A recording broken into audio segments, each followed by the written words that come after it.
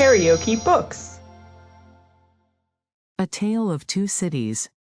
Written by Charles Dickens. Audiobook. Book the First, Recalled to Life. Chapter 1. The Period. It was the best of times, it was the worst of times, it was the age of wisdom, it was the age of foolishness, it was the epoch of belief, it was the epoch of incredulity, it was the season of light, it was the season of darkness, it was the spring of hope, it was the winter of despair. We had everything before us, we had nothing before us, we were all going direct to heaven, we were all going direct the other way. In short, the period was so far like the present period, that some of its noisiest authorities insisted on its being received, for good or for evil, in the superlative degree of comparison only. There were a king with a large jaw and a queen with a plain face, on the throne of England. There were a king with a large jaw and a queen with a fair face, on the throne of France. In both countries it was clearer than crystal to the lords of the state preserves of loaves and fishes, that things in general were settled forever. It was the year of our Lord 1775. Spiritual revelations were conceded to England at that favored period, as at this. Mrs. Southcott had recently attained her 25th blessed birthday, of whom a prophetic private in the Life Guards had heralded the sublime appearance by announcing that arrangements were made for the swallowing up of London and Westminster.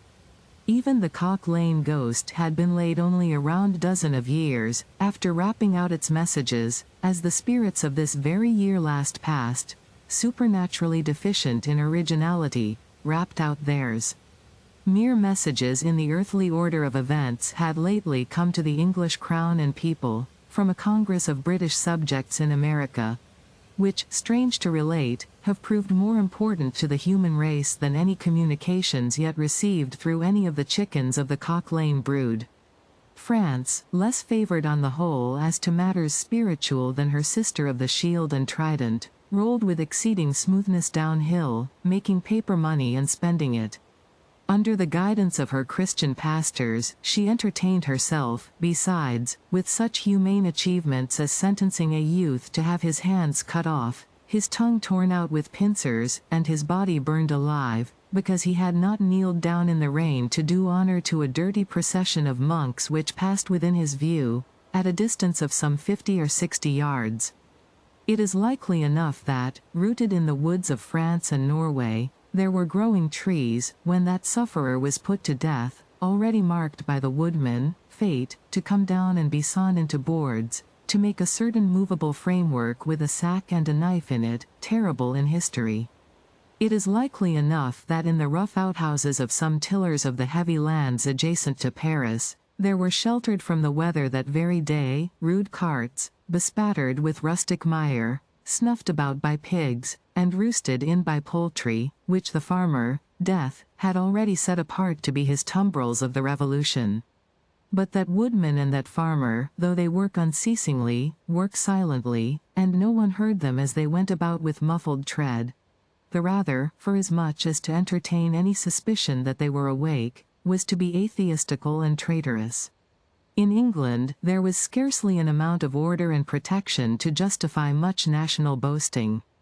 Daring burglaries by armed men, and highway robberies, took place in the capital itself every night. Families were publicly cautioned not to go out of town without removing their furniture to upholsterers' warehouses for security. The highwayman in the dark was a city tradesman in the light, and, being recognized and challenged by his fellow tradesmen whom he stopped in his character of the captain, gallantly shot him through the head and rode away. The mail was waylaid by 7 robbers, and the guard shot 3 dead, and then got shot dead himself by the other 4, in consequence of the failure of his ammunition, after which the mail was robbed in peace. That magnificent potentate, the Lord Mayor of London, was made to stand and deliver on Turnham Green, by one highwayman, who despoiled the illustrious creature in sight of all his retinue. Prisoners in London jails fought battles with their turnkeys, and the majesty of the law fired blunderbusses in among them, loaded with rounds of shot and ball. Thieves snipped off diamond crosses from the necks of noble lords at court drawing-rooms. Giles's to search for contraband goods, and the mob fired on the musketeers, and the musketeers fired on the mob, and nobody thought any of these occurrences much out of the common way.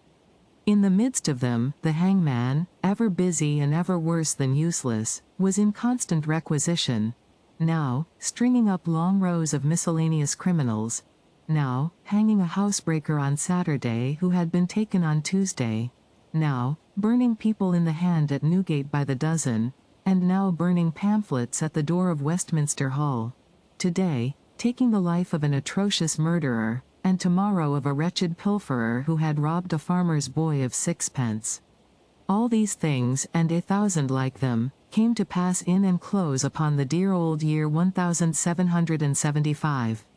Environed by them, while the woodman and the farmer worked unheeded, those two of the large jaws, and those other two of the plain and the fair faces, trod with stir enough, and carried their divine rights with a high hand.